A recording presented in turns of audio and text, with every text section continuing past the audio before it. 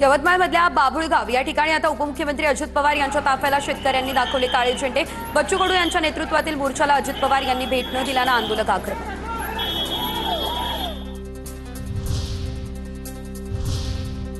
आणि आता पाहूयात काही राजकीय घडामोडी। पुण्यातलं जैन बोर्डिंग जमीन व्यवहार प्रकरण, धर्मादाय आयुक्तांकडून जमीन व्यवहार रद्द करण्याचे आदेश, ट्रस्टला दिलेले 230 कोटी रुपये कोर्टाच्या आदेशानं परत मिळणार, तर स्टॅम्प ड्युटी ही परत मिळवण्यासाठी कायदेशीर लढा सुद्धा लढावा लागणार। जैन बोर्डिंग जमीन गैरव्यवहार प्रकरणी रवींद्र धंगेकरांकडून पोलिसात तक्रार, गरज पडल्यास पोलीस आयुक्तांना भेटणार, धंगेकरांनी दिली माहिती। जैन समाजाच्या लोकांनी दिलेला जो अर्ज होता तुमच्याकडे, त्याच्यामध्ये काही गोष्टी अजून त्यामध्ये राहिलेल्या आहेत, त्याच्या सहित मी माझा स्वतःचा आज तुम्हाला या ठिकाणी अर्ज देतोय।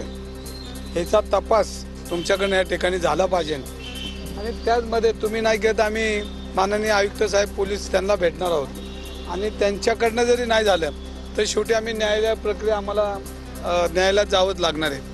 कारण हा कांड आहे ना, हा कांड इतका भयानक आहे, त्यामध्ये मनपा जमीन व्यवहार रद्द झाला ही समाधानाची बाब, जैन बोर्डिंगच्या आडून काहींकडून राजकीय आरोप, केंद्रीय मंत्री मुरलीधर मोहोळ यांची प्रतिक्रिया, तर संबंध नसताना माझं नाव जोडणं, मोहोळ यांचं हे वक्तव्य। काही नसताना नाव जोडलं जाणं आणि कुठल्या पातळीवरती जाऊन ते आरोप करणं, याच्याशी काय काय जोडलं गेलं, मला असं वाटतं अत्यंत चुकीचं होतं, खूप वेदनादायी होतं। कुठंतरी एक त्याच्यामध्ये संघर्ष निर्माण झाला, मग बाकीच्या लोकांनी त्याच्यात नको ते स्वतःचे स्वार्थ साधून घेतले।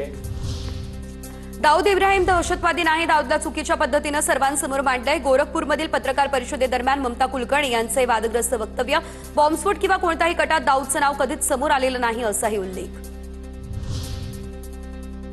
निवडणुकीमध्ये सामदाम दंडभेद सर्व काही करावं लागतं, राष्ट्रवादी अजित पवार गटाचे आमदार विजयसिंह पंडित यांचं कार्यकर्त्यांच्या बैठकीत वक्तव्य।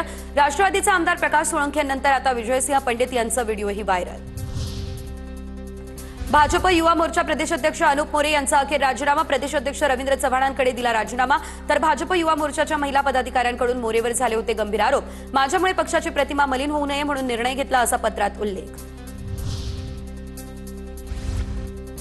कल्याण डोंबिवली या ठिकाणच्या राजकारणामध्ये नवा ट्विस्ट, कट्टर विरोधक भाजप आमदार सुलभा गायकवाड आणि माजी नगरसेवक महेश गायकवाड एकत्र।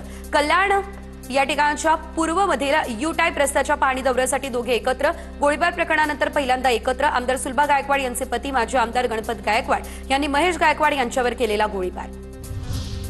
मंत्री माणिकराव कोकाटे यांच्या बदनामी प्रकरणी पोलिसांचा कोर्टात अहवाल सादर, रमी प्रकरणी रोहित पवार यांनी माफी मागितली नाही, कोकाटे यांच्याकडून कोर्टात अब्रू नुकसानीचा दावा दाखल।